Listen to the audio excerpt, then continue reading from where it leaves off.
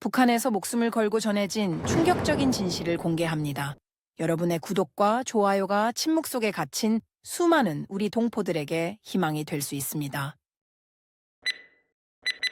국정원 신문실 형광등 아래 심사관이 저희 탈북 경로 보고서를 읽다가 손을 멈췄습니다. 그리고 천천히 고개를 들어 저희 삼자매를 번갈아 봤습니다. 옆에 있던 다른 요원이 서류를 빼앗듯 가져가 읽더니 중얼거렸습니다. 이게 가능한 경로야?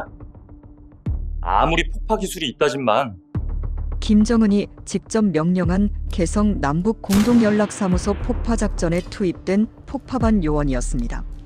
그렇게 충성을 다해 명령을 따르던 저희가 왜 탈북을 하게 되었을까요? 폭파 기술을 가지고 있던 저희만의 탈북 루트는 도대체 무엇일까요? 지금부터 그 이야기를 시작하겠습니다. 검은 바다 위에서 낡은 어선이 미친 듯이 요동쳤습니다. 뒤에서 북한 경비정의 탐조등이 우리를 쫓아왔습니다. 막내 지은이가 어깨에서 흘러내리는 피를 손으로 누르며 신음했습니다. 언니, 나 때문에 미안해. 닥쳐, 지은아. 지금 말할 때가 아니야. 제가 키를 잡고 소리쳤습니다. 둘째 지숙이가 지은이 상처를 옷으로 동여매며 이를 악물었습니다. 총알이 어선 옆구리를 스쳤습니다. 파편이 튀었습니다. 저는 그때 생각했습니다. 우리가 여기까지 오게 된 건 정말 운명이었을까? 아니면 우리가 선택한 것이었을까? 3주 전으로 돌아가 보겠습니다. 2020년 6월 초 평양의 어느 회의실이었습니다. 저는 장녀 한지연, 당시 35살이었습니다. 평양건설대학을 졸업하고 국가건설총국 폭파반 반장으로 일하고 있었습니다. 제 옆에 둘째 지숙이와 막내 지은이가 앉아 있었습니다. 우리 삼자매는 모두 같은 길을 걸었습니다. 아버지가 건설 영웅이었기 때문입니다. 아버지 한철수는 한국전쟁 참전용사의 아들로 태어나 평생 당을 위해 건물을 세웠습니다. 평양의 주요 건물들, 개성공단의 초기 건축물들, 그 모든 것에 아버지 손길이 닿아 있었습니다. 어머니는 제가 12살 때 돌아가셨습니다. 영양실조였습니다. 고난의 행군 시기, 어머니는 자신의 배급을 우리에게 나눠주셨습니다. 강냉이죽 한 그릇도 제대로 드시지 못하셨습니다. 아버지는 어머니가 돌아가신 후 더 미친 듯이 일했습니다. 건설 현장에서 거의 살다시피 했습니다. 그리고 우리 삼자매에게 똑같이 말했습니다. 너희는 기술을 배워라. 기술이 있으면 굶지 않는다. 그래서 우리는 모두 건설대학에 갔습니다. 저는 폭파와 철거를, 지숙이는 구조 분석을, 지은이는 기폭장치와 용접을 전공했습니다. 아버지가 세운 건물을 우리가 부수는 기술을 배운 겁니다. 회의실 문이 열렸습니다. 보위부 소속 중좌가 들어왔습니다. 그의 뒤로 당 간부 2명이 따라 들어왔습니다. 동무들, 중대한 임무를 부여하겠소. 중좌의 목소리는 차갑고 단호했습니다. 개성 남북 공동연락사무소를 폭파하시오. 최고 존엄의 직접 명령이요. 저는 순간 숨이 멎는 것 같았습니다. 개성공단. 그곳은 아버지가 마지막으로 참여한 프로젝트였습니다. 아버지는 2013년 그곳에서 돌아온 후 많이 달라지셨습니다. 말수가 줄었고 자주 먼 산을 바라보셨습니다. 개성공단 말입니까? 제가 조심스럽게 물었습니다. 그렇소. 한지연 동무 아버지가 건설에 참여한 것이지. 역사적 의미가 있지 않겠소. 아버지가 세운 건물을 딸이 부순다. 반미투쟁의 상징이 되는 거요. 중좌가 비웃듯 말했습니다. 옆에서 지숙이의 손이 미세하게 떨리는 게 느껴졌습니다. 막내 지은이는 고개를 숙인 채 입술을 깨물고 있었습니다. 임무 수행 기간은 2주요. 6월 16일 오후 2시 49분, 정확히 그 시간에 건물을 폭파하시오. 준비 과정은 보위부가 감독할 것이오. 우리는 대답할 수밖에 없었습니다. 예, 알겠습니다. 회의가 끝난 후 우리 삼자매는 복도에서 잠시 멈춰 섰습니다. 아무도 말하지 않았습니다. 말할 수가 없었습니다. 감시가 어디에나 있었기 때문입니다. 이틀 후 우리는 군용 트럭을 타고 개성으로 향했습니다. 평양에서 개성까지는 약 160km. 평소 같으면 3시간이면 도착하지만 도로 사정이 나빠 5시간이 걸렸습니다. 트럭이 개성에 가까워지자 풍경이 달라지기 시작했습니다. 도로가 평평했습니다. 포장이 제대로 되어 있었습니다. 평양 외곽도 이 정도는 아니었습니다. 언니, 저거 봐. 지은이가 창밖을 가리켰습니다. 가로등이 줄지어 서 있었습니다. 그것도 멀쩡한 가로등이었습니다. 평양에도 가로등은 있지만 대부분 작동하지 않았습니다. 전기가 귀했기 때문입니다. 신호등도 있어. 지수기가 중얼거렸습니다. 빨간불, 노란불, 초록불이 제대로 켜지고 있었습니다. 트럭이 신호를 지켰습니다. 평양에서도 보기 힘든 광경이었습니다. 개성공단 입구에 도착했을 때 저는 입을 다물 수 없었습니다. 철조망과 초소가 있었지만 그 안쪽은 완전히 다른 세계였습니다. 깨끗한 도로, 표지판, 횡단보도. 마치 사진에서 본 남한도시 같았습니다. 한지연 동무 일행이요. 보위부 요원이 다가왔습니다. 리명철 소자라고 자신을 소개했습니다. 마른 체격에 날카로운 눈빛을 가진 사람이었습니다. 숙소로 안내하겠소. 내일부터 현장 조사를 시작하시오. 우리가 배정받은 숙소는 공단 내 기숙사 건물이었습니다. 3층짜리 건물의 2층, 방 3개가 딸린 공간이었습니다. 문을 열고 들어간 순간 저는 눈을 의심했습니다. 침대가 있었습니다. 매트리스가 깔린 제대로 된 침대였습니다. 평양 우리 집에서는 온 가족이 온돌 하나에서 잤습니다. 이불도 얇았습니다. 겨울에는 외투를 덮고 잤습니다. 언니, 욕실 좀 봐. 지은이가 화장실에서 소리쳤습니다. 달려가 보니 세면대, 변기, 그리고 샤워 시설까지 갖춰져 있었습니다. 지은이가 수도꼭지를 틀었습니다. 물이 나왔습니다. 그것도 따뜻한 물이었습니다. 온수야, 언니. 온수가 나와. 지은이 목소리가 떨렸습니다. 우리 집에서는 물도 하루에 2시간만 나왔습니다. 온수는 꿈도 꿀 수 없었습니다. 겨울에 씻으려면 물을 데워야 했습니다. 저는 거실로 나왔습니다. 벽에 라디에이터가 달려 있었습니다. 만져보니 미지근했습니다. 난방이 되고 있었습니다. 6월이라 약하게 틀어놓은 것 같았지만 그래도 난방이었습니다. 평양에서도 겨울에 난방이 제대로 되는 집은 극소수였습니다. 우리 집도 아니었습니다. 겨울이면 방 안에서 입김이 나왔습니다. 이게 대체 뭐지? 지수기가 중얼거렸습니다. 저도 같은 생각이었습니다. 우리는 개성공단이 폐쇄된 지 4년이 넘었다고 들었습니다. 2016년에 문을 닫았다고 했습니다. 그런데 이 시설들은 너무 멀쩡했습니다. 그날 밤 저는 잠을 이룰 수 없었습니다. 침대가 너무 푹신해서 오히려 불편했습니다. 평생 딱딱한 바닥에서 자다가 갑자기 이런 곳에서 자려니 몸이 적응을 못했습니다. 창밖을 내다봤습니다. 가로등 불빛이 보였습니다. 저 멀리 건물들의 실루엣이 보였습니다. 남북 공동연락사무소 건물도 보였습니다. 4층짜리 하얀 건물이었습니다. 아버지가 저 건물 건설에 참여하셨습니다. 2013년 아버지는 3달 동안 개성에서 일하셨습니다. 돌아오신 후 아버지는 달라져 있었습니다. 지연아. 어느 날 밤 아버지가 저를 부르셨습니다. 동생들은 자고 있었습니다. 너희는 다르게 살아야 한다. 무슨 말씀이세요, 아버지? 기술을 배워라. 그리고 그 기술로. 아버지는 말을 잊지 못하셨습니다. 그리고 다시는 그 이야기를 하지 않으셨습니다. 2년 후 아버지는 공사 현장에서 사고로 돌아가셨습니다. 크레인이 무너졌다고 했습니다. 저는 그때 아버지 말씀을 이해하지 못했습니다. 기술로 뭘 하라는 건지 알 수 없었습니다. 하지만 아버지 유언대로 우리는 기술을 배웠습니다. 다음 날 아침 우리는 폭파 대상 건물로 향했습니다. 리명철 소좌가 동행했습니다. 그의 감시 아래 우리는 건물 구조를 파악해야 했습니다. 건물에 들어서자 지수기가 천장을 올려다봤습니다. 지숙이는 구조 전문가였습니다.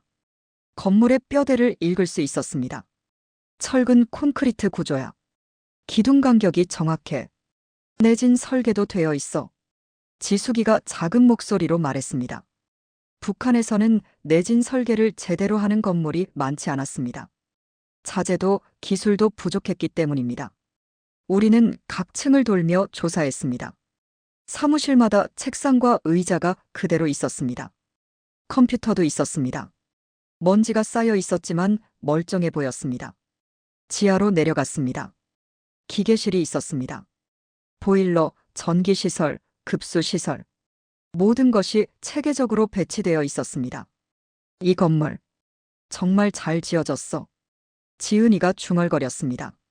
지은이는 용접과 배관 쪽을 전공했습니다. 기계실을 보는 눈이 있었습니다. 입 조심해.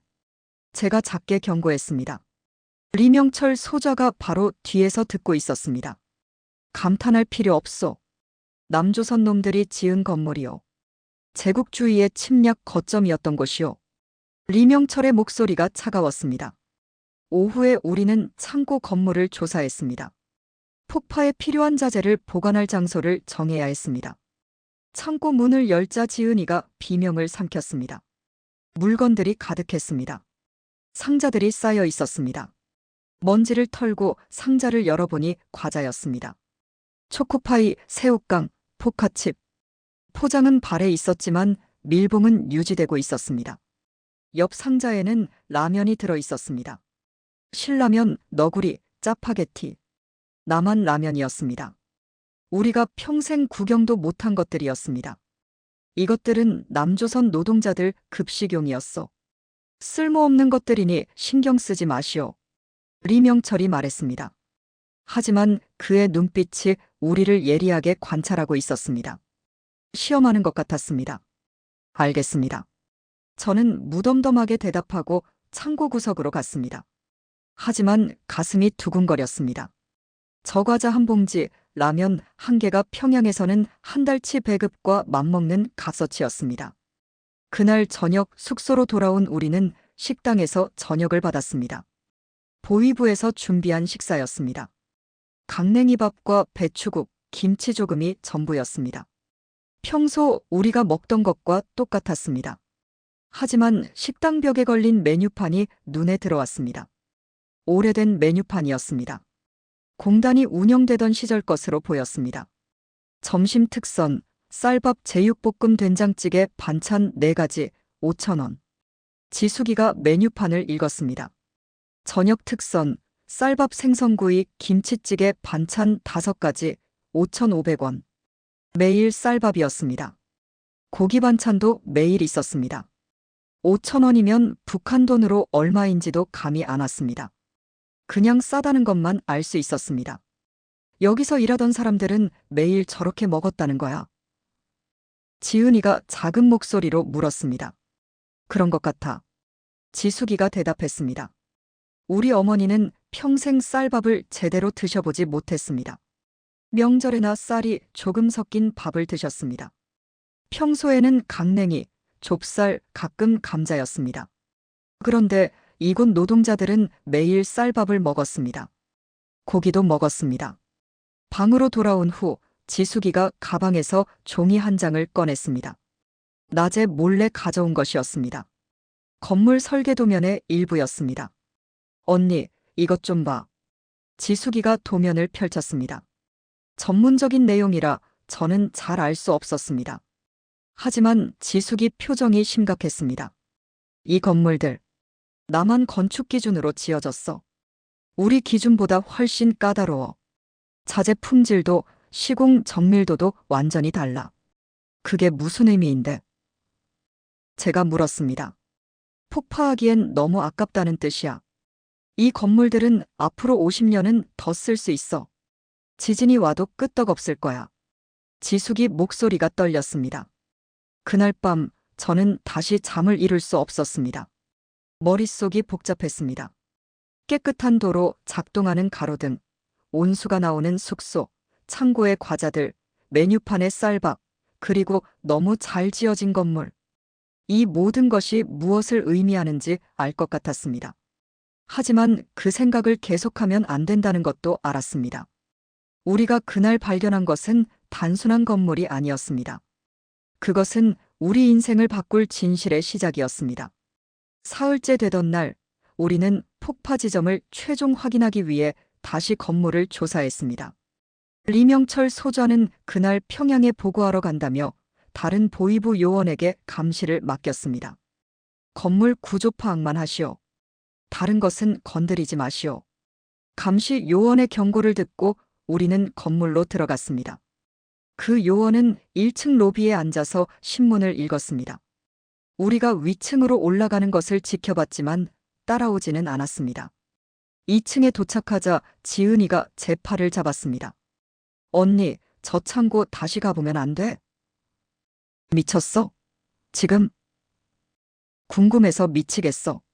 새우깡이 어떤 맛인지 평생 못 먹어볼 것 같아. 지은이 눈이 간절했습니다. 막내답게 솔직했습니다. 저도 궁금했습니다. 지숙이도 마찬가지였을 겁니다.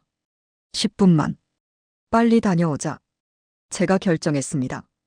감시 요원이 1층에 있는 동안 기회였습니다. 우리는 조심스럽게 창고로 향했습니다. 어제 본 그 창고였습니다. 문을 열고 들어가자 과자 상자들이 그대로 있었습니다. 지은이가 새우깡 봉지 하나를 집어들었습니다. 유통기한은 2016년이었습니다. 4년이 지났지만 밀봉 포장은 멀쩡했습니다. 먹어도 될까? 조금만. 제가 고개를 끄덕였습니다. 지은이가 봉지를 뜯었습니다. 바스락 소리가 창고에 울렸습니다. 새우 냄새가 퍼졌습니다. 지은이가 한 개를 입에 넣었습니다. 우두둑 소리가 났습니다. 지은이 눈이 커졌습니다. 언니, 이거. 말을 잇지 못하고 또 한 개를 입에 넣었습니다. 눈물이 흘렀습니다. 왜 울어? 지숙이가 물었습니다. 맛있어. 진짜 맛있어. 이렇게 맛있는 게 세상에 있어? 지은이가 흐느꼈습니다. 저도 한 개를 집어먹었습니다. 입안에서 바삭한 식감이 퍼졌습니다. 새우 맛이 진했습니다. 짭조름하면서도 고소했습니다. 평양에서 우리가 먹던 과자는 달랐습니다. 밀가루를 대충 구워 설탕을 조금 묻힌 것이었습니다. 맛도 없었고 딱딱했습니다. 그나마도 명절에나 배급으로 받았습니다. 지숙이도 한 개를 먹었습니다. 그리고 멈추지 못했습니다. 우리는 마치 굶주린 사람들처럼 새우깡을 먹었습니다. 한 봉지가 순식간에 비었습니다. 초코파이도 먹어보자. 지숙이가 다른 상자를 열었습니다. 초코파이가 가득했습니다. 하나를 꺼내 포장을 뜯었습니다. 부드러운 빵 사이에 하얀 크림이 들어 있었습니다. 겉은 초콜릿으로 코팅되어 있었습니다. 한 입 베어 물자 입안에서 달콤함이 퍼졌습니다. 빵은 부드러웠고 크림은 녹았습니다. 초콜릿은 고소했습니다. 이게 천국 음식인가? 지은이가 중얼거렸습니다. 우리는 초코파이를 한 개씩 더 먹었습니다. 그리고 정신을 차렸습니다. 이제 그만. 들키면 큰일 나. 제가 남은 과자를 상자에 다시 넣었습니다. 하지만 마음 한구석이 무거웠습니다. 이렇게 맛있는 음식이 창고에 수북이 쌓여 있었습니다. 버려질 운명이었습니다. 평양에서는 이런 과자 한 봉지가 한 달치 월급 값어치였습니다. 그런데 여기서는 창고에 쌓아두고 먼지만 쌓이게 내버려뒀습니다. 우리는 창고를 나와 다시 조사를 계속했습니다. 3층 사무실로 갔습니다. 책상 위에 컴퓨터가 있었습니다. 먼지를 털어내자 검은 모니터가 드러났습니다. 이거 켜지려나? 지숙이가 전원 버튼을 찾았습니다. 눌렀습니다. 아무 반응이 없었습니다. 전기가 안 들어왔습니다. 당연하지. 4년 동안 전기가 끊겨 있었는데. 제가 말했습니다. 하지만 지숙이는 컴퓨터를 뜯어보기 시작했습니다. 지숙이는 구조 분석 전공이었지만 기계에도 관심이 많았습니다. 부품들이 다 멀쩡해. 전기만 들어오면 작동할 것 같아. 그게 무슨 소용이야. 우리는 이걸 폭파해야 하는데. 제 말에 지숙이가 고개를 들었습니다. 언니는 안 이상해. 이렇게 좋은 시설을 왜 폭파해야 하는데? 이 건물은 멀쩡해. 앞으로도 수십 년 쓸 수 있어. 컴퓨터도 에어컨도 모든 게 다 살아있어. 입 조심해, 지수가. 제가 주위를 둘러봤습니다. 감시 요원이 1층에 있었지만 여기까지 들릴 리는 없었습니다. 그래도 조심해야 했습니다. 미안, 언니. 그냥 아까워서. 지숙이가 컴퓨터를 덮었습니다. 우리는 4층으로 올라갔습니다. 회의실이 있었습니다. 큰 테이블과 의자들이 가지런히 놓여 있었습니다. 벽에는 화이트보드가 걸려 있었습니다. 창문으로 밖을 내다봤습니다. 개성공단 전체가 보였습니다. 공장 건물들, 기숙사들, 도로들 모두 질서정연하게 배치되어 있었습니다. 여기서 몇 명이 일했을까? 지은이가 물었습니다. 5만 명 넘게 일했다고 들었어. 제가 대답했습니다. 북한 노동자 5만 명과 남한 관리자들이 함께 일했다고 들었습니다. 그 사람들은 다 어디 갔을까? 북으로 돌아갔겠지. 2016년에 공단이 폐쇄됐으니까. 그 사람들도 저 창고 과자 먹었을까? 저 식당에서 쌀밥 먹었을까? 지은이 질문에 저는 대답할 수 없었습니다.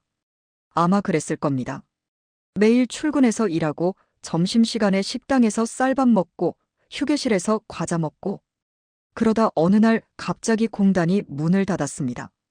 그리고 그들은 평양으로 각자의 고향으로 돌아갔습니다. 다시 강냉이밥을 먹으며 내려가자. 제가 말했습니다. 더 이상 이곳에 있고 싶지 않았습니다. 마음이 너무 복잡했습니다. 1층으로 내려오자 감시 요원이 여전히 신문을 읽고 있었습니다. 우리를 보고 고개를 끄덕였습니다. 조사 끝났어? 네, 오늘은 이만하겠습니다. 우리는 숙소로 돌아왔습니다. 저녁 식사는 역시 강냉이밥과 배추국이었습니다. 아침과 똑같았습니다. 어제도 똑같았습니다. 하지만 입맛이 없었습니다. 새우깡과 초코파이 맛이 아직 입안에 남아 있었습니다.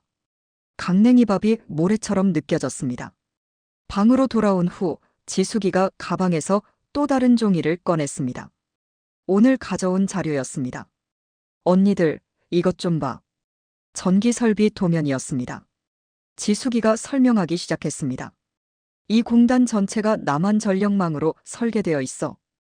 220V 60Hz. 우리는 60Hz야. 그리고 봐, 이 변전 시설. 용량이 엄청나. 공장들이 24시간 돌아갈 수 있게 설계되어 있어. 그래서 우리는 하루에 몇 시간 전기 들어와. 평양에서도 서너 시간이야. 지방은 더 심하지. 그런데 여기는 24시간 전기가 들어왔어. 끊김없이. 지숙이 목소리가 커졌습니다. 지수가 목소리 낮춰. 제가 경고했습니다. 벽이 얇았습니다. 옆방에 누가 있는지 몰랐습니다. 미안. 근데 언니, 이게 말이 돼. 우리는 전기도 제대로 못 쓰는데 여기는 24시간 전기를 썼어. 그것도 4년 전까지. 당에서 특별히 배려한 거겠지. 제가 애써 평범하게 말했습니다. 하지만 속으로는 저도 혼란스러웠습니다. 지은이가 입을 열었습니다. 언니들, 우리 진짜로 이 건물 폭파해야 해?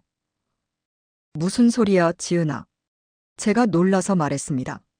아니, 그러니까. 이렇게 좋은 건물을 부수는 게 맞아? 다시 쓸 수도 있잖아. 나중에 다시 공단이 열리면. 공단은 다시 안 열려. 그리고 우리는 명령을 받았어. 최고존엄의 명령이야. 제 목소리가 떨렸습니다. 사실 저도 같은 생각이었기 때문입니다. 하지만 그 생각을 입 밖에 내면 안 됐습니다. 언니도 이상하다고 생각하잖아. 왜 좋은 건물을 부숴? 왜 과자를 창고에 쌓아둬? 왜 여기 노동자들은 쌀밥을 먹었어? 지은이가 따졌습니다. 그만해. 제가 소리쳤습니다. 그리고 후회했습니다. 너무 큰 소리였습니다. 잠시 침묵이 흘렀습니다. 지은이가 눈물을 글썽였습니다. 미안, 언니. 나도 미안해, 지은아. 언니가 너무했어. 저는 막내를 껴안았습니다. 지은이 어깨가 떨렸습니다. 나도 궁금해.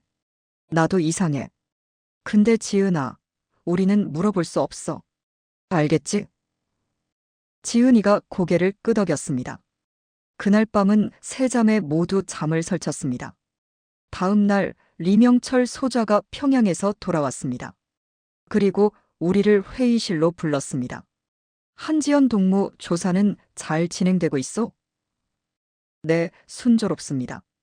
좋소. 그런데 한 가지 보고할 것이 있어. 리명철의 표정이 차갑게 굳었습니다.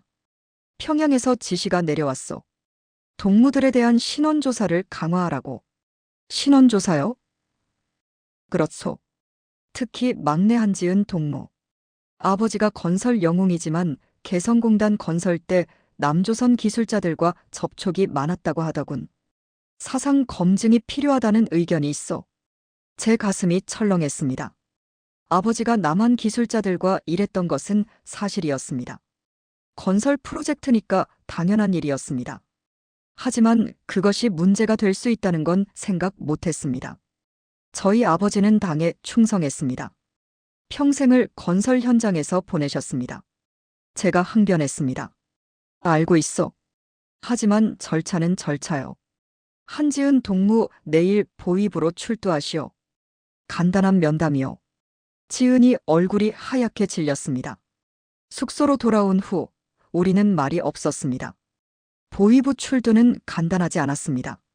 한 번 찍히면 끝이었습니다. 언니, 나 어떡해? 지은이가 떨리는 목소리로 물었습니다. 괜찮아. 아무 문제 없어. 아버지가 영웅이잖아. 그냥 형식적인 거야. 제가 안심시켰지만 속으로는 불안했습니다. 지숙이가 창밖을 보며 말했습니다. 언니, 우리 뭔가 결정해야 할 것 같아. 무슨 결정? 이대로 갈 건지 아니면. 지숙이는 말을 잇지 못했습니다. 하지만 저는 알았습니다. 무슨 말을 하려는지. 그날 밤 저는 아버지를 떠올렸습니다. 개성공단에서 돌아온 후 달라진 아버지. 너희는 다르게 살아야 한다고 말씀하신 아버지. 혹시 아버지는 알고 계셨던 걸까요? 이곳에서 무엇을 보셨던 걸까요? 그래서 우리에게 그런 말씀을 하신 걸까요? 창고에 과자, 식당에 쌀밥, 24시간 전기, 멀쩡한 건물. 그리고 우리가 매일 먹는 강냉이밥, 하루 몇 시간만 들어오는 전기, 추운 겨울. 저는 그날 밤 깨달았습니다. 우리가 폭파해야 하는 것은 건물이 아니라는 것을. 우리 안에 있는 무언가가 부서지고 있었습니다. 그것은 믿음이었습니다. 평생 배워온 것들, 당연하다고 여긴 것들이 흔들리고 있었습니다. 다음 날 아침 지은이는 보위부로 끌려갔습니다. 저와 지숙이는 현장 조사를 계속해야 했습니다. 하지만 일에 집중할 수 없었습니다. 점심때가 되어도 지은이는 돌아오지 않았습니다. 저녁 때도 소식이 없었습니다. 언니, 지은이 괜찮을까? 지숙이가 불안해했습니다. 괜찮을 거야. 분명히. 하지만 제 목소리에는 확신이 없었습니다. 밤 10시가 넘어서야 지은이가 돌아왔습니다. 얼굴이 새하얗고 눈이 퉁퉁 부어 있었습니다. 지은아.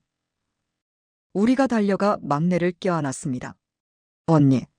지은이가 울음을 터뜨렸습니다. 한참을 울고 난 후에야 말을 꺼냈습니다. 아버지 이야기를 계속 물어봤어. 남조선 사람들이랑 뭘 이야기했냐고. 집에 무슨 물건을 가져왔냐고. 우리한테 무슨 말을 했냐고. 뭐라고 대답했어? 모른다고 했어. 나 어렸을 때라 기억 안 난다고. 아버지는 집에서 일 이야기 안 하셨다고. 잘했어, 지은아. 근데 언니 리명철이 이상한 말을 했어. 무슨 말? 우리가 이 임무를 잘 마치면 평양으로 돌아가서 포상을 받는데. 근데 만약 문제가 생기면 우리 3자매 모두 책임을 져야 한대. 위협이었습니다. 임무를 완수하지 않으면 또는 조금이라도 의심스러운 행동을 하면 3자매 모두 처벌하겠다는 뜻이었습니다. 그날 밤 우리는 한 방에 모여 자기로 했습니다. 혼자 있기 무서웠습니다. 불을 끄고 누웠지만 아무도 잠들지 못했습니다. 언니들. 지은이가 어둠 속에서 말했습니다. 응. 우리 도망칠 수 없을까? 침묵이 흘렀습니다. 오래오래 침묵이 계속됐습니다. 그리고 저는 대답했습니다. 자자, 지은아. 내일 다시 생각해보자. 하지만 그날 밤부터 우리 머릿속에는 한 가지 생각만 맴돌기 시작했습니다. 탈출. 그것은 상상할 수 없는 일이었습니다. 하지만 동시에 이제는 생각하지 않을 수 없는 일이 되어버렸습니다. 지은이가 보위부에서 돌아온 지 이틀이 지났습니다. 우리는 폭파 준비를 계속했지만 마음은 다른 곳에 있었습니다. 서로 눈빛만 봐도 알 수 있었습니다. 우리 모두 같은 생각을 하고 있다는 것을. 임무 개시 일주일째 되던 날, 지숙이가 철거 예정인 옆 건물을 조사하러 갔습니다. 저와 지은이는 폭약 설치 지점을 최종 점검하고 있었습니다. 1시간쯤 지났을까? 지숙이가 헐레벌떡 뛰어왔습니다. 얼굴이 상기되어 있었습니다. 언니, 이것 좀 봐. 지숙이가 무언가를 품에 안고 있었습니다. 천으로 감싼 물건이었습니다. 주위를 둘러보고는 우리를 구석으로 데려갔습니다. 천을 벗기자 작은 라디오가 나왔습니다. 휴대용 라디오였습니다. 남한 제품으로 보였습니다. 어디서 난 거야? 제가 놀라서 물었습니다. 철거 건물 3층 책상 서랍 속에 있었어. 먼지가 잔뜩 쌓여 있었는데 뒤지다가 발견했어. 배터리는? 있어. 근데 다 닳았을 거야. 4년이나 됐는데. 지은이가 라디오를 들여다봤습니다. 배터리 교체할 수 있어. AA 배터리네. 우리 손전등이랑 같은 거야. 미쳤어? 이거 가지고 있다가 들키면 우리 다 죽어. 제가 다그쳤습니다. 언니, 이걸로 남조선 방송 들을 수 있어. 지숙이가 작은 목소리로 말했습니다. 그러니까 더 위험하잖아. 우리 궁금하잖아. 진짜가 뭔지. 우리가 배운 게 맞는지. 지숙이 눈빛이 간절했습니다. 저는 한참을 고민했습니다. 라디오는 금지된 물건이었습니다. 특히 남한 방송을 들으면 반동 행위로 정치범 수용 소행이었습니다. 3대가 멸문지화를 당했습니다. 하지만 다른 한편으로는 저도 알고 싶었습니다. 진실이 무엇인지. 오늘 밤에 들어보자. 한 번만. 그리고 버리자. 제가 결정했습니다. 그날 저녁 우리는 일찍 숙소로 돌아왔습니다. 감시 요원에게 피곤하다고 말했습니다. 실제로 피곤했습니다. 긴장과 불안으로 며칠째 제대로 잠을 못 잤습니다. 방에 들어가자 지은이가 손전등에서 배터리를 빼서 라디오에 끼웠습니다. 전원을 켰습니다. 지직거리는 소리가 났습니다. 작동해. 지은이가 흥분했습니다. 소리 줄여. 제가 다급히 말했습니다. 지은이가 볼륨을 최소로 낮췄습니다. 주파수를 돌렸습니다. 잡음만 들렸습니다. 계속 돌렸습니다. 갑자기 음악이 흘러나왔습니다. 북한 방송이었습니다. 혁명가요였습니다. 더 돌렸습니다. 중국어 방송이 나왔습니다. 또 돌렸습니다. 오늘 뉴스입니다. 정부는 탈북민 정착 지원금을 기존 800만 원에서 1000만 원으로 인상한다고 발표했습니다. 우리는 숨을 죽였습니다. 남한 방송이었습니다. KBS 뉴스였습니다. 아나운서 목소리가 또렷했습니다. 또한 임대 아파트 제공 기간을 5년에서 7년으로 연장하고 직업 훈련 프로그램을 확대한다고. 지은이가 제 손을 꽉 잡았습니다. 지숙이는 라디오에 귀를 바짝 붙였습니다. 현재까지 탈북민 3만 3천여 명이 국내에 정착했으며 이 중 70% 이상이 안정적으로 생활하고 있는 것으로 조사됐습니다. 탈북민 3만 3천 명, 정착금 1,000만 원, 임대 아파트. 우리가 배운 것과 달랐습니다. 탈북자들은 남한에서 감옥에 가거나 거리를 헤맨다고 배웠습니다. 남한은 지옥 같은 곳이라고 배웠습니다. 뉴스가 끝나고 다른 프로그램이 시작됐습니다. 청취자 사연입니다. 탈북한 지 3년 된 김모 씨는 이렇게 말합니다. 처음에는 너무 힘들었지만 지금은 작은 식당을 운영하며 행복하게 살고 있다고. 지숙이가 라디오를 껐습니다. 우리는 한동안 말이 없었습니다. 거짓말이겠지? 지은이가 떨리는 목소리로 말했습니다. 남조선 선전방송일 거야. 제가 대답했습니다. 하지만 확신이 없었습니다. 근데 언니 3만 명이 넘게 탈북했대. 3만 명이면 작은 도시 하나 인구야. 그 사람들이 다 속았을까? 지숙이가 물었습니다. 대답할 수 없었습니다. 그날 밤 우리는 라디오를 침대 밑에 숨겼습니다. 버리기로 했지만 버릴 수 없었습니다. 다음 날부터 우리는 매일 밤 라디오를 들었습니다. 볼륨을 최소로 낮추고 이불을 뒤집어 쓰고 한 명은 문 앞에서 망을 봤습니다. 뉴스, 드라마, 음악 프로그램. 남한 방송은 북한과 완전히 달랐습니다. 자유로웠습니다. 사람들이 웃었습니다. 정부를 비판하기도 했습니다. 어느 날 밤 탈북민 인터뷰 프로그램이 나왔습니다. 가장 힘들었던 게 뭐였어요? 한국말이요. 같은 말인데 다르더라고요. 그리고 선택이 너무 많아서요. 마트 가면 라면만 50종류예요. 뭘 사야 할지 몰라서 1시간을 서 있었어요. 사람들이 웃었습니다. 진행자도 웃었습니다. 하지만 따뜻한 웃음이었습니다. 비웃는 게 아니었습니다. 지금은 적응하셨어요? 네, 이제는 라면 50종류를 다 먹어봤어요. 또 웃음이 터졌습니다. 후회는 안 하세요? 탈북한 거. 잠시 침묵이 흘렀습니다. 한 번도 후회한 적 없어요. 여기 와서 처음으로 사람답게 살고 있어요. 배불리 먹고 하고 싶은 일 하고 무엇보다 자유로워요. 라디오를 끄고 나서 지은이가 울었습니다. 언니, 우리도 갈 수 있을까? 거기. 지은아, 나 배불리 먹고 싶어. 새우깡 실컷 먹고 싶어. 쌀밥 매일 먹고 싶어. 자유롭고 싶어. 지은이가 흐느꼈습니다. 저는 막내를 껴안았습니다. 지숙이도 우리를 안았습니다. 우리는 한참을 그렇게 있었습니다.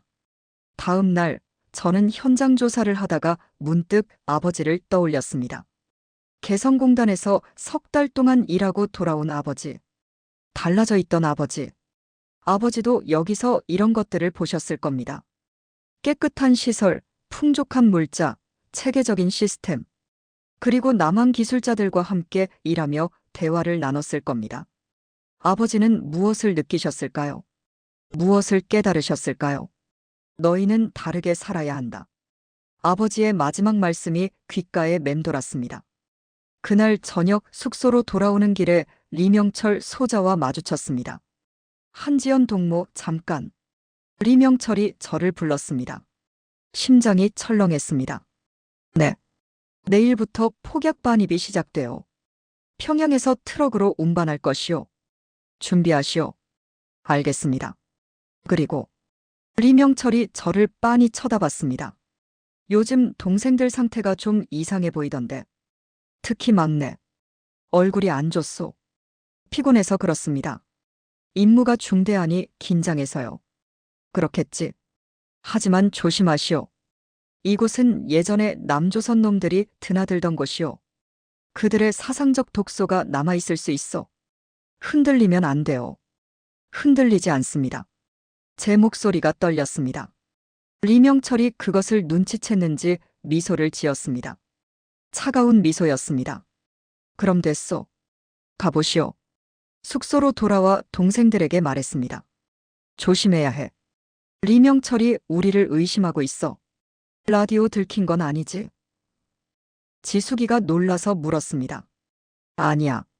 근데 우리 행동을 주시하고 있어. 더 조심해야 해. 그날 밤 우리는 라디오를 듣지 않았습니다. 너무 위험했습니다. 하지만 이미 늦었습니다. 우리는 이미 너무 많이 알아버렸습니다. 진실을, 가능성을, 희망을. 이틀 후 폭약이 도착했습니다. 군용 트럭 3대 분량이었습니다. TNT, 뇌관, 기폭장치. 우리가 다룰 줄 아는 것들이었습니다. 이제 시작이군. 지숙이가 중얼거렸습니다. 응. 우리는 폭약을 창고로 옮겼습니다. 과자와 라면이 쌓여있던 바로 그 창고였습니다. 폭약 상자 옆에 초코파이 상자가 있었습니다. 언니, 이거 웃긴데. 지은이가 말했습니다. 뭐가? 폭약이랑 과자랑 같이 있어. 하나는 부수는 거고 하나는 만드는 건데. 지은이 말이 맞았습니다. 폭약은 파괴를 위한 것이었고 과자는 누군가의 행복을 위한 것이었습니다. 그날 밤 우리는 다시 라디오를 꺼냈습니다. 위험하다는 것을 알았지만 멈출 수 없었습니다. 북한 이탈 주민 지원재단에서는 익숙한 단어들이었습니다. 이제 우리는 남한방송의 용어들을 이해했습니다. 탈북민이 아니라 북한 이탈 주민이라고 부른다는 것. 정착금, 하나원, 임대주택, 취업지원. 언니들. 지은이가 라디오를 끄고 말했습니다. 우리 탈북하자. 처음으로 명확하게 말했습니다. 우리가 며칠째 속으로만 생각하던 것을. 지은아, 언니도 알잖아. 우리가 이 건물 폭파하고 평양 돌아가면 끝이야. 평생 강냉이밥 먹으며 살아야 해. 감시받으며 살아야 해. 우리 어머니처럼 굶어 죽을 수도 있어. 그래도 거긴 우리 집이야. 제가 대답했습니다. 하지만 목소리에 힘이 없었습니다. 언니, 집이 뭐야? 우리 평양 집에 뭐가 있어? 아버지, 어머니는 돌아가셨어. 친척들은 다 지방에 있어. 우리 서로밖에 없잖아. 지은이 말이 맞았습니다. 우리에게 북한에서 지킬 것은 많지 않았습니다. 지수가, 너는 어떻게 생각해? 제가 둘째에게 물었습니다. 지숙이는 한참을 말이 없었습니다. 그리고 천천히 입을 열었습니다. 언니, 나는 건축을 공부했어. 구조를 분석하고 설계하는 걸 배웠어. 근데 북에서 뭘 할 수 있어? 제대로 된 자재도 없고 기술도 뒤처져 있고. 여기 와서 봤잖아. 이 건물들이 얼마나 잘 지어졌는지. 나는 저런 건물을 짓고 싶어. 부수는 게 아니라. 지숙이 목소리가 간절했습니다. 나도 마찬가지야, 언니. 나는 용접을 배웠어. 근데 북에서는 제대로 된 장비도 없어. 전기도 안 들어와. 나는 제대로 된 곳에서 일하고 싶어. 지은이도 말했습니다. 저는 두 동생을 바라봤습니다. 지숙이는 32, 지은이는 29. 이제 막 인생을 시작할 나이였습니다. 언니는? 지은이가 물었습니다. 나는. 저는 말을 멈췄습니다. 저는 무엇을 원하는 걸까요? 나는 너희가 행복했으면 좋겠어. 제가 말했습니다. 어머니가 돌아가셨을 때 나한테 말씀하셨어. 동생들 잘 보살피라고. 그게 내 유일한 소원이라고. 그럼 우리랑 같이 가자, 언니. 하지만 탈북이 뭔지 알아. 잡히면 우리 다 죽어. 총살이야. 안 잡히면 돼. 지은이가 단순하게 말했습니다. 어떻게? 개성에서 남한까지 어떻게 가는데? 우리한테 기술이 있잖아. 지숙이가 말했습니다. 기술? 폭파 기술, 구조 분석 기술, 기계 기술. 언니, 우리는 건물을 부수는 전문가야. 길도 뚫을 수 있고 벽도 부술 수 있어. 지숙이 눈이 빛났습니다. 설마 지하로 뚫고 나가자는 거야? 왜 안 돼? 이 공단 지하에는 구하수도 시스템이 있어. 내가 도면에서 봤어. 60년대에 만들어진 거야. 지금은 안 쓰지만 통로는 남아 있어. 그 통로가 해안까지 연결되어 있을 수도 있어. 그건 너무 위험해. 여기 있는 것도 위험해, 언니. 우리는 이미 남조선 방송을 들었어. 들키면 끝이야. 지숙이 말이 맞았습니다. 저는 창밖을 봤습니다. 캄캄한 밤이었습니다. 별이 보였습니다. 평양에서는 별을 잘 볼 수 없었습니다. 불빛이 없어서가 아니라 볼 여유가 없어서였습니다. 늘 감시받고, 늘 조심하고, 늘 굶주렸습니다. 생각해보자. 제가 말했습니다. 시간이 없어, 언니. 폭파일이 일주일 남았어. 알아. 그래도 신중해야 해. 우리 목숨이 걸린 문제야. 그날 밤 저는 아버지 꿈을 꿨습니다. 아버지가 개성공단 건설 현장에 서 계셨습니다. 남한 기술자들과 함께 설계도를 보고 계셨습니다. 그들이 웃으며 이야기를 나눴습니다. 아버지가 저를 돌아보셨습니다. 지연아, 너희는 다르게 살아야 한다. 이 건물들처럼 튼튼하게 자유롭게. 꿈에서 깨어났을 때 제 볼에 눈물이 흐르고 있었습니다. 그날 아침 저는 결심했습니다. 우리는 탈북할 것입니다.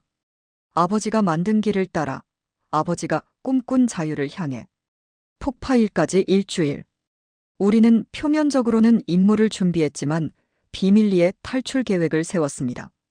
가장 큰 문제는 경로였습니다.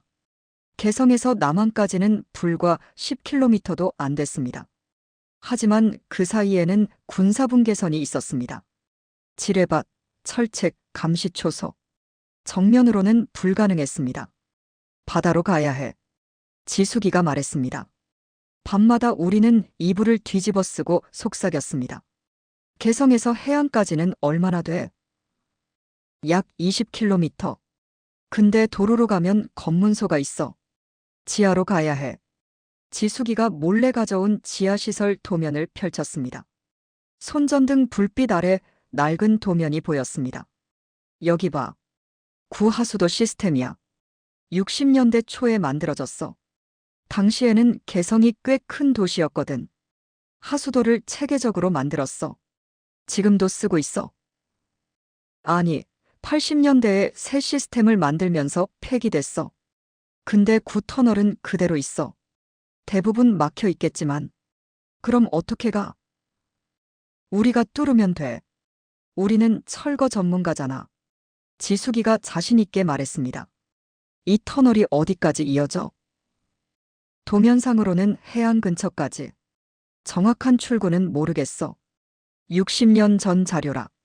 그래도 가야 해. 다른 방법이 없어. 제가 결정했습니다.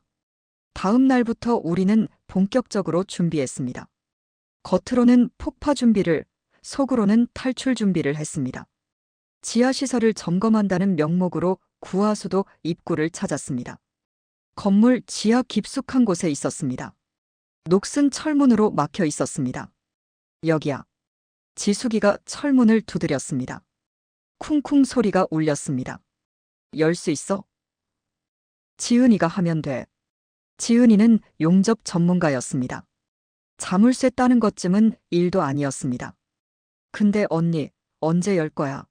지금 열면 들킬 텐데. 폭파 당일에 열어. 폭발 혼란 속에 들어가는 거야. 제 계획을 설명했습니다. 우리는 오후 2시 49분에 건물을 폭파해. 모두가 폭발에 정신이 팔려 있을 때 지하로 내려와. 그리고 터널로 들어가는 거야. 추격해오면 터널을 무너뜨려. 우리 뒤를 막는 거야. 언니, 그럼 우리도 갇히는 거 아니야? 아니야. 부분적으로만 무너뜨려. 추격은 막돼. 우리는 나갈 수 있게. 지숙이가 고개를 끄덕였습니다. 가능해. 계산하면 돼. 어느 기둥을 부수면 어느 부분이 무너지는지. 우리는 며칠 동안 치밀하게 계획했습니다. 폭파 지점, 진입 경로, 터널 붕괴 지점, 비상 탈출로. 폭약은 얼마나 필요해? 건물 폭파용하고 별도로 필요해. 터널에서 쓸 거. 어떻게 빼돌려? 조금씩. 매일 검사할 때 소량씩 빼내서 숨겨. 지은이가 맡았습니다. 막내였지만 손재주가 가장 좋았습니다. 폭파일 5일 전 리명철 소좌가 최종 점검을 왔습니다. 준비는 잘 되고 있어? 네, 문제 없습니다. 제가 자신 있게 대답했습니다. 실제로 폭파 준비는 완벽했습니다. 우리는 전문가였으니까요. 좋소. 이번 임무가 성공하면 동무들은 영웅이 될 것이요. 최고존엄께서 직접 포상하실 것이요. 영광입니다. 하지만 속으로는 다른 생각을 했습니다. 우리는 영웅이 아니라 탈북자가 될 것이라고. 그나저나 동생들 상태는 좀 나아졌소? 네, 많이 좋아졌습니다. 다행이요. 임무일에는 정신 바짝 차려야 하오. 알겠습니다. 리명철이 가고 나서 우리는 한숨을 돌렸습니다. 거의 다 왔어. 지숙이가 말했습니다. 응. 5일만 더 버티면 돼. 하지만 그날 밤 문제가 생겼습니다. 라디오를 들으려고 꺼냈는데 배터리가 나갔습니다. 예비 배터리도 다 썼습니다. 어떻게? 손전등 배터리 쓸까? 안 돼. 손전등은 탈출할 때 필요해. 우리는 라디오를 포기하기로 했습니다. 어차피 며칠 후면 탈출할 테니까요. 폭파일 3일 전 지숙이가 긴급 회의를 소집했습니다. 언니들, 문제가 생겼어. 뭔데? 터널 도면을 다시 봤는데 중간에 무너진 구간이 있을 수 있어. 얼마나? 모르겠어. 현장 가봐야 알아. 미리 갈 수는 없어. 너무 위험해. 들키면 끝이야. 그럼 당일에 뚫으면서 가야겠네. 그래야 할 것 같아. 불안했지만 선택의 여지가 없었습니다. 폭파일 2일 전 우리는 마지막 준비를 했습니다. 필요한 물품들을 정리했습니다. 소형 폭약 공구, 손전등, 물, 비상식량. 많이 가져갈 수 없었습니다. 들키지 않으려면 최소한만 가져가야 했습니다. 창고 과자 좀 가져가자. 지은이가 말했습니다. 들키면 어떡해? 폭파일 전날 밤에 가져와. 어차피 다음 날이면 다 폭파될 건데 누가 신경 써? 지은이 말이 맞았습니다. 그날 밤 우리는 창고로 몰래 갔습니다. 과자를 배낭에 담았습니다. 초코파이, 새우깡, 비스킷. 될 수 있는 대로 많이. 언니 라면도. 라면은 물이 필요해. 안 돼. 그래도 한 개씩만. 결국 라면도 몇 개 챙겼습니다. 돌아오는 길에 지은이가 말했습니다. 언니, 무섭지 않아? 무섭지. 솔직하게 대답했습니다. 나도 무서워. 죽을 수도 있잖아. 그래. 그래도 가고 싶어. 나도. 우리는 손을 맞잡았습니다. 폭파일 전날 밤 우리는 잠을 이룰 수 없었습니다. 편지 쓸까? 지숙이가 말했습니다. 편지. 응. 만약을 위해서. 우리가 실패하면 누군가 읽을 수도 있잖아. 누구한테? 아버지한테.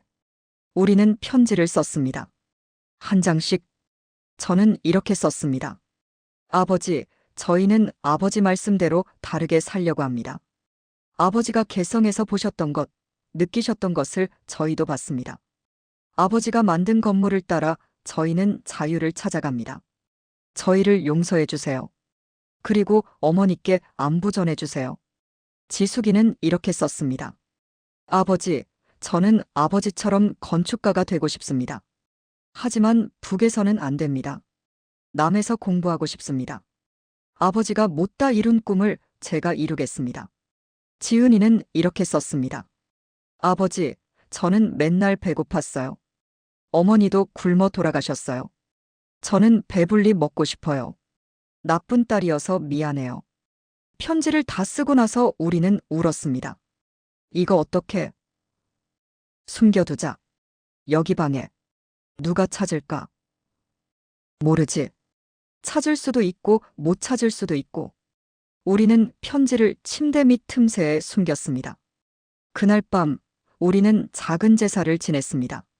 아버지와 어머니를 위해서 과자와 초코파이를 조심스럽게 펼쳐놓았습니다. 물컵을 올렸습니다. 큰절을 3번 올렸습니다. 아버지, 어머니, 저희 용서해 주세요. 지은이가 눈물을 흘렸습니다. 우리 꼭 성공하자. 제가 두 동생의 손을 잡았습니다. 응. 꼭. 우리는 과자를 나눠 먹었습니다. 마지막 만찬처럼. 내일이면 진짜 새우깡 실컷 먹을 수 있을까? 지은이가 물었습니다. 그럼 매일 먹어도 돼. 초코파이도. 응. 초코파이도. 쌀밥도. 쌀밥도 매일. 우리는 웃었습니다. 울면서 웃었습니다. 다음 날 아침이 밝았습니다. 2020년 6월 16일. 운명의 날이었습니다. 평소처럼 일어났습니다. 세수하고 밥을 먹었습니다. 강냉이밥이었습니다. 어쩌면 마지막 강냉이밥일지도 몰랐습니다. 오늘이네. 지숙이가 작게 말했습니다. 응. 우리는 폭파 현장으로 향했습니다. 리명철 소자와 보위부 요원들이 기다리고 있었습니다. 한지연 동무 준비됐소? 네, 완벽합니다. 제 목소리는 떨리지 않았습니다. 전문가의 목소리였습니다. 좋소. 시간은 오후 2시 49분이요. 정확히 맞추시오. 알겠습니다. 우리는 건물로 들어갔습니다. 마지막 점검을 시작했습니다. 폭약은 이미 주요 지점에 설치되어 있었습니다. 기둥, 벽, 기초부. 우리의 계산대로였습니다. 기폭장치를 연결했습니다. 지은이가 맡았습니다. 손이 떨리지 않았습니다. 언니, 됐어. 좋아. 우리는 지하로 내려갔습니다. 구하수도 입구를 확인했습니다. 철문은 그대로 있었습니다. 나중에 여기로 와. 제가 동생들에게 말했습니다. 알았어. 시간이 흘렀습니다. 오전 11시, 낮 12시, 오후 1시. 리명철이 무전으로 연락했습니다. 한지연 동무 1시간 남았소. 알겠습니다. 우리는 건물 밖으로 나왔습니다. 안전거리까지 후퇴했습니다. 오후 2시. 30분 남았습니다. 주변에 사람들이 모여들었습니다. 보위부 요원들, 당 간부들, 취재를 나온 선전부 사람들. 역사적인 순간이요. 리명철이 말했습니다. 네. 제 손에는 기폭장치 리모컨이 있었습니다. 빨간 버튼 하나만 누르면 됐습니다. 오후 2시 40분. 9분 남았습니다. 한지연 동무 준비하시오. 네. 제 심장이 뛰었습니다. 동생들을 봤습니다. 지숙이가 고개를 끄덕였습니다. 지은이가 입술을 깨물었습니다. 오후 2시 45분. 4분 남았습니다. 카운트다운 시작하시오. 3분, 2분, 1분. 시간이 천천히 흘렀습니다. 30초, 20초, 10초. 제 손가락이 버튼 위에 있었습니다. 5, 4, 3, 2, 1. 폭파. 버튼을 눌렀습니다. 꽝. 엄청난 폭발음이 울렸습니다. 땅이 흔들렸습니다. 건물이 무너지기 시작했습니다. 먼지가 피어올랐습니다. 연기가 하늘을 가렸습니다. 사람들이 환호했습니다. 성공이요. 하지만 우리는 달렸습니다. 혼란 속에서 아무도 우리를 보지 않았습니다. 건물 뒤편으로 지하 입구로 계단을 뛰어내려갔습니다. 구하수도 철문 앞에 섰습니다. 지은아, 빨리. 지은이가 공구를 꺼냈습니다. 자물쇠를 부쉈습니다. 철문이 열렸습니다.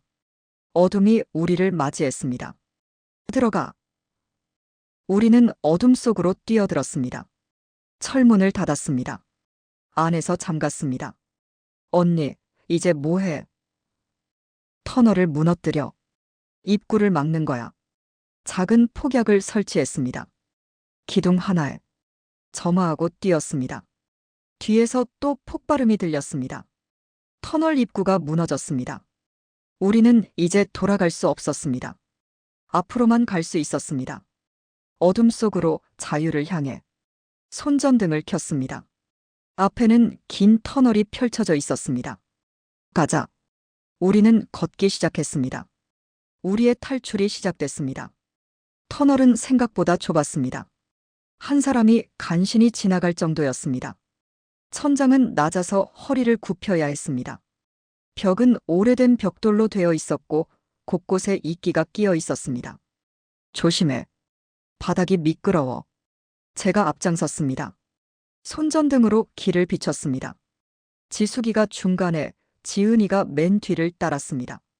물이 고여 있었습니다. 발목까지 차오르는 곳도 있었습니다. 차가웠습니다. 신발이 젖었습니다. 언니, 공기가 안 좋아. 지은이가 말했습니다. 실제로 숨쉬기가 답답했습니다. 60년 동안 닫혀있던 공간이었습니다. 조금만 참아. 곧 환기구가 나올 거야. 지숙이가 말했습니다. 도면을 외우고 있었습니다. 50m쯤 갔을 때 첫 번째 장애물을 만났습니다. 천장 일부가 무너져 있었습니다. 벽돌과 흙더미가 통로를 막고 있었습니다. 막혔어. 비켜봐. 지숙이가 앞으로 나왔습니다. 무너진 부분을 살폈습니다. 벽돌을 하나씩 만져봤습니다. 이 부분은 불안정해. 잘못 건드리면 더 무너질 수 있어. 그럼 어떻게? 조심스럽게 뚫어야 해. 지은아, 공구 줘. 지은이가 배낭에서 작은 삽과 쇠지레를 꺼냈습니다. 우리가 몰래 가져온 것들이었습니다. 지숙이가 정확한 지점을 찾았습니다. 여기. 이 벽돌부터 빼내. 조심스럽게 벽돌을 하나씩 제거했습니다. 천천히 신중하게. 30분이 걸렸습니다. 손이 까졌습니다. 손톱이 부러졌습니다. 하지만 길이 열렸습니다. 간신히 기어갈 수 있을 정도였습니다. 내가 먼저 갈게. 제가 몸을 낮췄습니다. 배로 기어갔습니다. 좁았습니다. 양옆벽이 몸에 닿았습니다. 숨이 막혔습니다. 괜찮아? 뒤에서 지숙이 목소리가 들렸습니다. 응. 올 수 있어. 지숙이가 따라왔습니다. 지은이도 왔습니다. 통과했습니다. 휴, 살았다. 지은이가 안도의 한숨을 쉬었습니다. 이제 시작이야. 제가 말했습니다. 계속 걸었습니다. 터널은 끝없이 이어졌습니다. 오른쪽으로 왼쪽으로 때로는 아래로 경사가 졌습니다. 1시간쯤 지났을 때 지숙이가 멈춰 섰습니다. 여기가 환기구 지점이야. 위를 올려다봤습니다. 천장에 작은 구멍이 보였습니다. 철망으로 막혀 있었습니다. 빛이 새어 들어왔습니다. 희미하지만 바깥빛이었습니다. 아직 낮이네. 몇 시쯤 됐을까? 40, 50. 추격조가 우리를 찾고 있겠지. 터널 입구는 막혔으니까 못 들어올 거야. 다른 입구를 찾을 수도 있어. 그 전에 우리가 빠져나가면 돼. 환기구 밑에서 잠시 쉬었습니다. 물을 마셨습니다. 과자를 조금 먹었습니다. 언니, 새우깡. 지은이가 새우깡 봉지를 꺼냈습니다. 구겨진 봉지였습니다. 하지만 소중했습니다. 나눠 먹자. 한 개씩 돌아가며 먹었습니다. 어둡고 차가운 터널에서 먹는 새우깡이었지만 맛있었습니다. 언니, 우리 진짜 나갈 수 있을까? 지은이가 물었습니다. 나갈 거야. 반드시. 남조선에 가면 뭐 먹고 싶어? 쌀밥. 하얀 쌀밥. 나는 고기. 삼겹살. 나는 라면. 따뜻한 라면. 우리는 웃었습니다. 곧 먹을 수 있을 거라고 믿었습니다. 휴식을 마치고 다시 출발했습니다. 2시간째 더 큰 장애물을 만났습니다. 터널이 완전히 무너져 있었습니다. 앞이 막혀 있었습니다. 이건 지숙이가 무너진 부분을 살폈습니다. 표정이 어두웠습니다. 언니, 이거 못 뚫어. 시간이 너무 오래 걸려. 몇 시간은 좋기. 그럼 어떡해? 다른 길을 찾아야 해. 지숙이가 도면을 떠올렸습니다. 이 근처에 분기로가 있을 거야. 조금 뒤로 가보자. 20m쯤 후퇴했습니다. 왼쪽 벽에 작은 통로가 있었습니다. 더 좁았습니다. 여기로 가면 돌아갈 수 있어. 확실해. 60%. 나머지 40%는 막다른 길. 가보자. 여기 있을 수는 없어. 작은 통로로 들어갔습니다. 정말 좁았습니다. 옆으로 몸을 비틀어야 지나갈 수 있었습니다. 배낭이 걸렸습니다. 벽에 긁혔습니다. 조심해. 지숙이 배낭끈이 벽돌에 걸렸습니다. 벽돌이 흔들렸습니다. 움직이지 마. 제가 뒤로 돌아가 끈을 풀어줬습니다. 벽돌이 떨어지지 않았습니다. 다행이었습니다.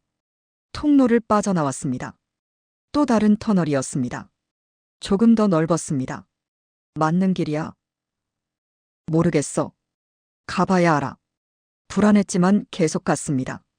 30분쯤 갔을 때 물소리가 들렸습니다. 저거 뭐야? 가까이 갔습니다.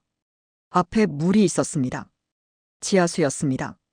터널 바닥 절반이 물에 잠겨 있었습니다. 얼마나 깊을까? 막대기로 재봤습니다. 무릎 높이였습니다. 갈 수 있어. 조심하면. 물속으로 들어갔습니다. 차가웠습니다.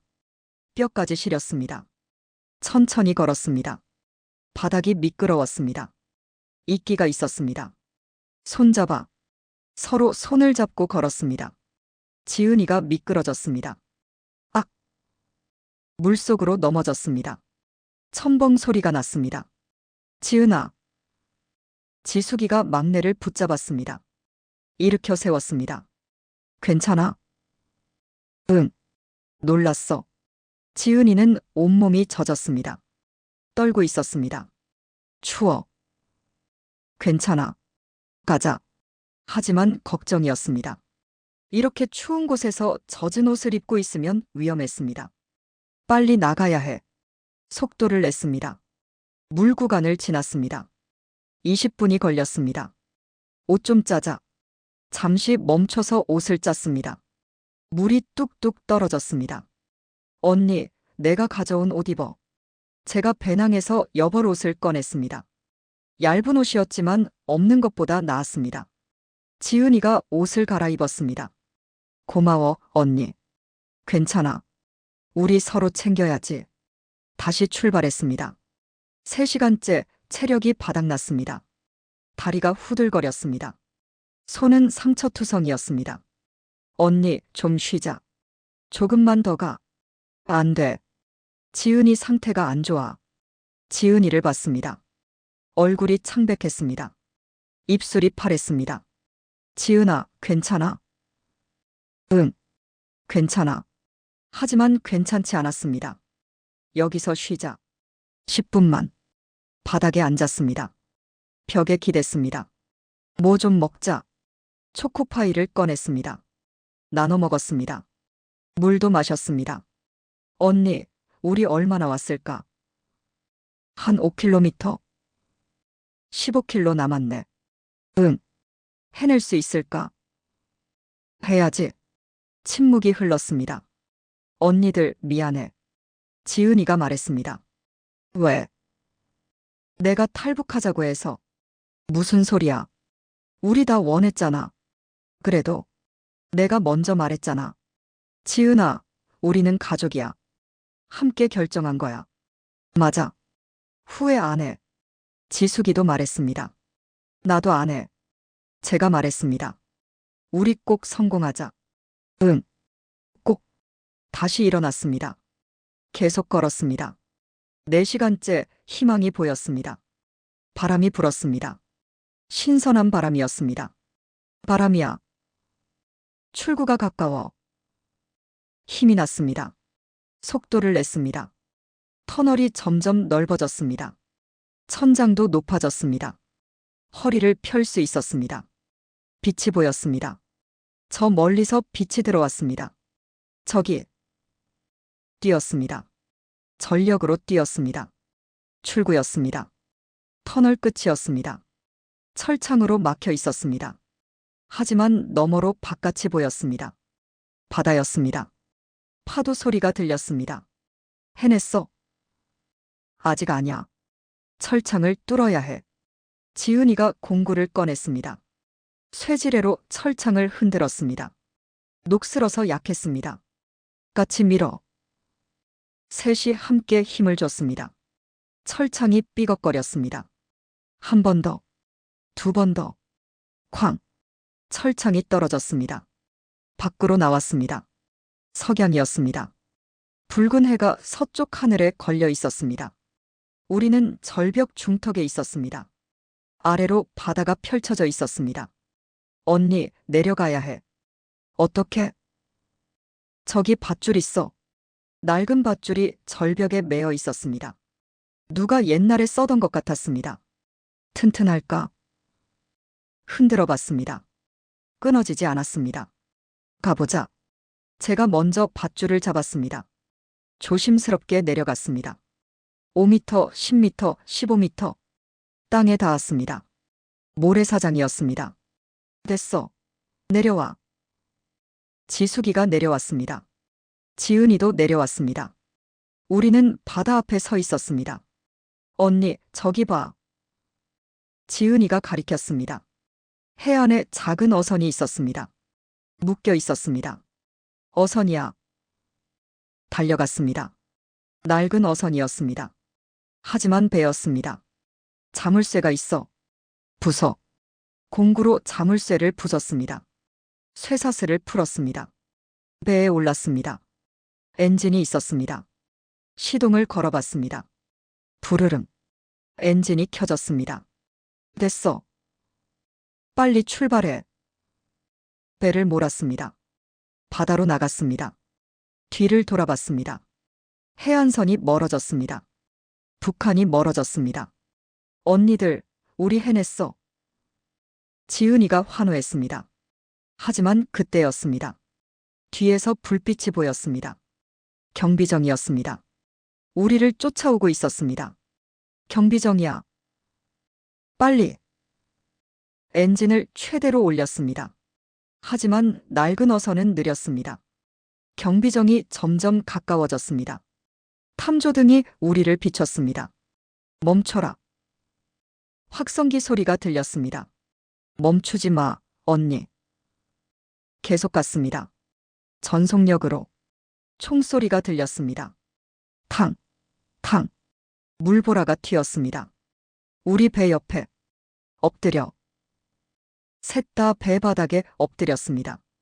총알이 배를 스쳤습니다. 악! 지은이가 비명을 질렀습니다. 지은아! 어깨에서 피가 흘렀습니다.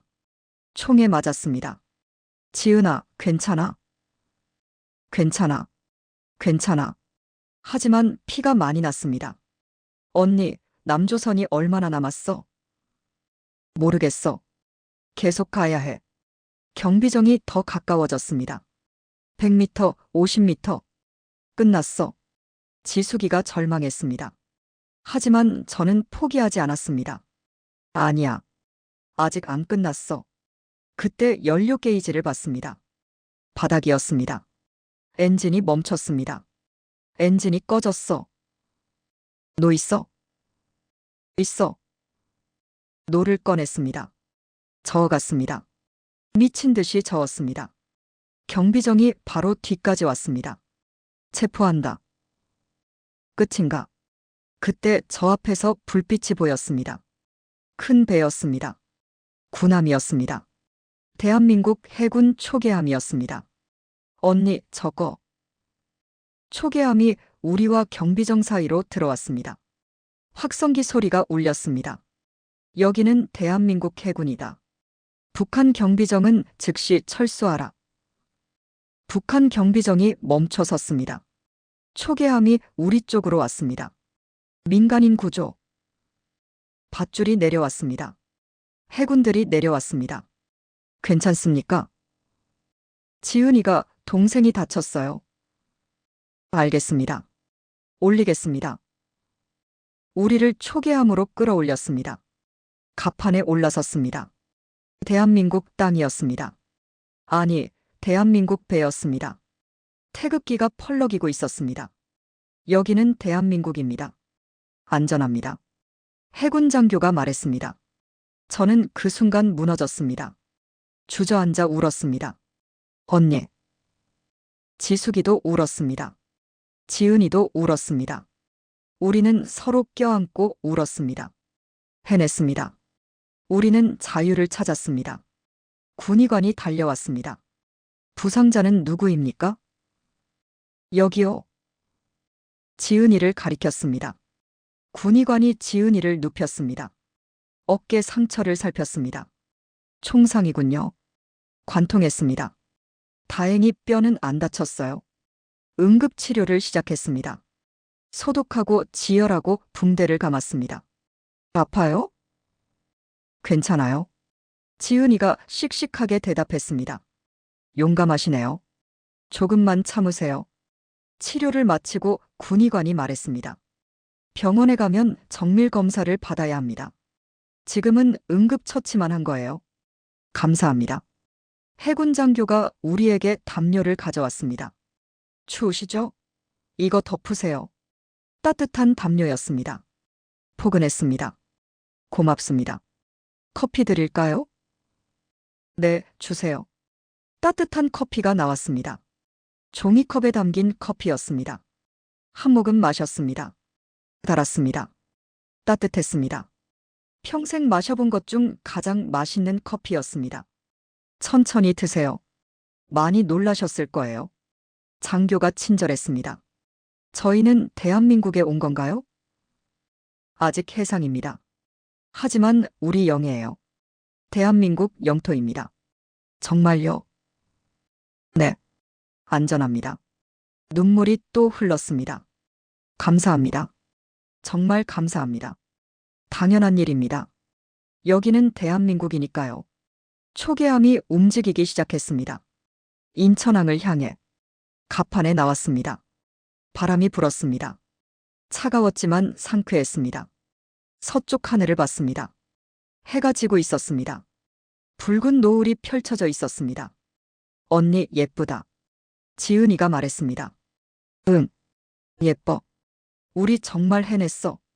응. 해냈어. 지숙이가 우리 어깨를 감싸 안았습니다. 언니들 고마워. 같이 와줘서. 무슨 소리야. 우리 가족인데. 맞아. 우리는 항상 함께야. 우리는 노을을 보며 서 있었습니다. 한참을. 1시간쯤 지났을 때 불빛이 보이기 시작했습니다. 저게 뭐야? 인천이에요. 인천항입니다. 장교가 대답했습니다. 가까워질수록 불빛이 많아졌습니다. 건물들이 보였습니다. 고층 건물들이었습니다. 와, 입이 벌어졌습니다. 평양에도 고층 건물이 있었습니다. 하지만 이건 달랐습니다. 모든 건물에 불이 켜져 있었습니다. 화냈습니다. 마치 낙 같았습니다. 저 건물들 다 사람 사는 거예요? 네. 아파트들이에요. 전기가 다 들어와요? 당연하죠. 24시간 전기 들어와요. 지숙이가 제 손을 꽉 잡았습니다. 떨리고 있었습니다. 언니, 진짜네. 라디오에서 들은 게 진짜야. 응, 진짜야. 초계함이 항구에 들어왔습니다. 접안했습니다. 하선 준비하세요. 우리는 배에서 내렸습니다. 땅을 밟았습니다. 대한민국 땅이었습니다. 다리에 힘이 풀렸습니다. 주저앉았습니다. 언니. 괜찮아. 그냥 실감이 안 나서 일어났습니다. 주변을 봤습니다. 항구였습니다. 컨테이너들이 쌓여 있었습니다. 크레인이 움직이고 있었습니다. 밤인데도 일을 하고 있었습니다. 전기가 환하게 켜져 있었습니다. 이쪽으로 오세요. 안내를 받았습니다. 건물로 들어갔습니다. 사무실 같은 곳이었습니다. 따뜻했습니다. 난방이 되고 있었습니다. 여기서 잠시 기다리세요. 담당자가 곧 올 겁니다. 자리에 앉았습니다. 소파였습니다. 푹신했습니다. 물 드릴까요? 네, 주세요. 생수가 나왔습니다. 페트병에 든 물이었습니다. 뚜껑을 열고 마셨습니다. 깨끗했습니다. 시원했습니다. 화장실 가도 돼요? 지은이가 물었습니다. 물론이죠. 저쪽입니다. 화장실에 갔다 온 지은이가 놀란 얼굴로 돌아왔습니다. 언니, 화장실이 완전 깨끗해. 물도 콸콸 나와. 비누도 있고 휴지도 있어. 당연한 거 아냐? 북에서는 아니잖아. 맞았습니다. 북에서는 화장실에 물도 제대로 안 나왔습니다. 30분쯤 지나서 한 사람이 들어왔습니다. 정장을 입은 여자였습니다. 안녕하세요. 저는 통일부 소속 김민지입니다. 안녕하세요. 우리도 인사했습니다. 많이 힘드셨죠? 일단 간단히 신원 확인만 하겠습니다. 질문이 시작됐습니다. 이름, 나이, 출신 지역, 직업, 탈북 경로. 우리는 솔직하게 대답했습니다. 숨길 이유가 없었습니다. 개성공단 폭파 임무 라디오 청취, 탈북 결심, 지하터널 탈출. 김민지 씨가 놀란 표정으로 들었습니다. 지하터널로요? 정말요? 네. 구하수도 시스템이었어요. 대단하시네요. 그런 경로는 처음 들어봤어요. 저희는 폭파 전문가라서요. 지숙이가 말했습니다. 아, 그래서 가능했군요. 신원 확인이 끝났습니다. 이제 하나원으로 가실 겁니다. 거기서 적응 교육을 받으세요. 하나원이요? 네. 북한 이탈 주민 정착 지원 시설이에요. 3개월 동안 교육받으시고 정착금도 받으세요.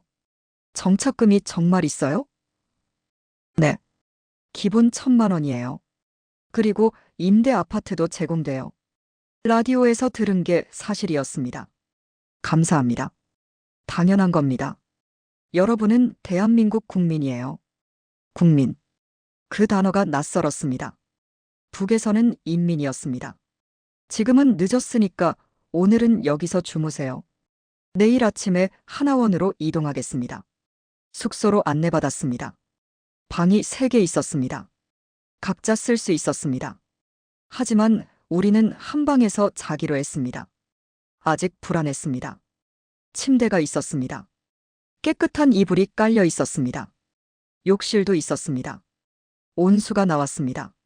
씻을까? 응. 씻자. 차례로 샤워했습니다. 따뜻한 물이 온몸을 감쌌습니다. 며칠 만에 제대로 씻는 것이었습니다. 때가 엄청 나왔습니다. 물이 검게 변했습니다. 기분 좋다. 깨끗한 옷을 입었습니다. 제공받은 옷이었습니다. 트레이닝복이었습니다. 부드러웠습니다. 침대에 누웠습니다. 언니, 꿈 같아. 지은이가 말했습니다. 나도. 진짜 여기가 남조선이야? 응. 대한민국이야. 우리 정말 살 수 있을까? 여기서. 살 거야. 잘 살 거야. 불을 껐습니다. 하지만 잠이 안 왔습니다. 너무 많은 일이 있었습니다. 머릿속이 복잡했습니다. 언니들 앉아. 응. 잠이 안 와. 나도. 이야기할까? 응. 어둠 속에서 이야기를 나눴습니다. 언니, 무서웠어? 엄청 무서웠지. 나는 터널에서 죽는 줄 알았어. 나는 총 맞을 때. 미안해, 지은아. 언니가 지켜주지 못해서. 무슨 소리야. 언니 덕분에 살았어. 우리 다 잘했어. 서로 도와서 살아남았어. 맞아. 침묵이 흘렀습니다. 언니, 후회 안 해? 응. 하나도. 나도 안 해. 앞으로 뭐 하고 싶어? 지숙이가 물었습니다. 나는 공부하고 싶어. 제대로 된 건축을 배우고 싶어. 너는 할 수 있어. 머리 좋잖아. 나는 용접 기술 배우고 싶어. 여기서는 제대로 가르쳐 준대. 지은이가 말했습니다. 너도 잘할 거야. 언니는? 저는 생각해 봤습니다. 나는 너희가 하고 싶은 거 할 수 있게 도와주고 싶어. 언니도 하고 싶은 거 해야지. 너희가 행복한 게 내가 하고 싶은 거야. 언니. 농담이야. 나도 뭔가 배우고 싶어. 안전관리 같은 거. 우리 전공이잖아. 좋아. 우리 다 열심히 하자. 응. 열심히 하자. 그렇게 이야기하다 잠들었습니다. 다음 날 아침 햇살에 눈을 떴습니다. 창문으로 햇빛이 들어왔습니다. 따뜻했습니다. 일어나자. 씻고 나왔습니다. 아침이 준비되어 있었습니다. 밥, 국, 반찬. 쌀밥이었습니다. 하얀 쌀밥이었습니다. 쌀밥이다. 지은이가 눈을 반짝였습니다. 한 숟가락 떴습니다. 입에 넣었습니다. 부드러웠습니다. 달았습니다. 맛있어. 응. 진짜 맛있어. 우리는 밥을 먹었습니다. 천천히 음미하며. 평생 먹고 싶었던 밥이었습니다. 국도 맛있어. 반찬도. 다 맛있어. 식사를 마치고 하나원으로 출발했습니다. 버스를 탔습니다. 깨끗한 버스였습니다. 좌석이 편했습니다. 창밖을 봤습니다. 고속도로였습니다. 넓었습니다. 차선이 여러 개였습니다. 차들이 많았습니다. 빠르게 달렸습니다. 차가 엄청 많아. 다 개인 차례. 진짜? 응. 여기는 차 가진 사람이 많대. 북에서는 개인차가 거의 없었습니다. 당 간부들만 탔습니다. 건물들이 보였습니다. 높은 건물들이었습니다. 저게 다 아파트야. 그런 것 같아. 사람들이 저렇게 높은 데서 살아. 그런가 봐. 신기했습니다. 모든 게 신기했습니다. 1시간쯤 가서 하나원에 도착했습니다. 큰 건물이었습니다. 깨끗했습니다. 도착했습니다. 안으로 들어갔습니다. 담당자가 맞아줬습니다. 어서 오세요. 여기서 3달 동안 지내시게 될 겁니다. 시설을 둘러봤습니다. 교육실, 식당, 기숙사, 체력단련실, 의무실. 모든 게 갖춰져 있었습니다. 여기서 남한 생활에 필요한 교육을 받으세요. 한국어, 컴퓨터, 직업훈련 등등. 감사합니다. 그리고 건강검진도 받으시고요. 병원에 갔습니다. 정밀검사를 받았습니다. 지은이 어깨 상처도 다시 치료받았습니다. 깨끗하게 치료됐네요. 흉터는 좀 남을 수 있어요. 괜찮아요? 용감하시네요. 검진 결과가 나왔습니다. 영양 상태가 안 좋으시네요. 3분 다. 그래요? 네. 체중도 표준보다 적게 나가고요. 앞으로 잘 드시면 회복될 겁니다. 북에서는 항상 배고팠습니다. 당연한 결과였습니다. 약 처방해 드릴게요. 영양제예요. 감사합니다. 하나원 생활이 시작됐습니다. 아침에 일어나면 아침을 먹었습니다. 쌀밥이었습니다. 매일 쌀밥이었습니다. 수업을 들었습니다. 한국어 수업에서는 남한에서 쓰는 말을 배웠습니다. 북한에서는 동무라고 하지만 남한에서는 친구라고 해요. 북한에서는 인민이지만 남한에서는 국민이에요. 북한에서는 원수지만 남한에서는 적이에요. 같은 말인데 달랐습니다. 컴퓨터 수업도 들었습니다. 마우스 쓰는 법, 키보드 치는 법, 인터넷 하는 법. 모든 게 신기했습니다. 클릭해보세요. 클릭했습니다. 화면이 바뀌었습니다. 신기해. 이게 인터넷이에요. 전 세계 정보를 볼 수 있어요. 전 세계요? 네. 미국, 유럽, 아시아, 어디든. 놀라웠습니다. 직업 훈련도 받았습니다. 지숙이는 건축 관련 교육을, 지은이는 용접 교육을 받았습니다. 저는 안전관리 교육을 받았습니다. 여러분의 전문 기술은 여기서도 쓸모가 있어요. 자격증을 따면 취업할 수 있어요. 희망이 보였습니다. 저녁에는 자유시간이었습니다. TV를 봤습니다. 뉴스, 드라마, 예능.